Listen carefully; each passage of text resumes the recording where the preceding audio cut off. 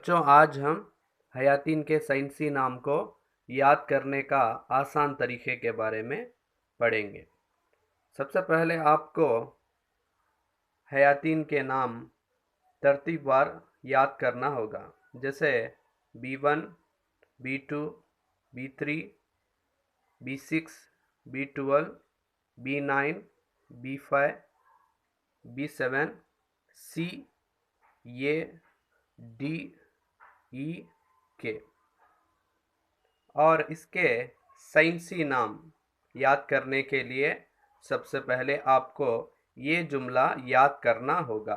जैसे ट्राइन पे साफ पान, बार की तरफ।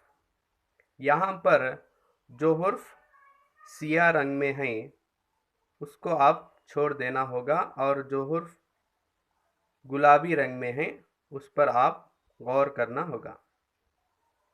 यहाँ पर ट्राइन लफ्ज़ में टी का मतलब होता है thiamine, R riboflavin, N niacin, पे pyridoxine, S A cyanocobalamin, F folic acid, पान पैंटोथेनिक एसिड, बी बायोटीन, ये एस्कॉर्बिक एसिड, और रेटिनॉल, की कैल्सीफेरॉल, टी टोकोफेरॉल, और एफ का मतलब होता है फिलोक्विनोन।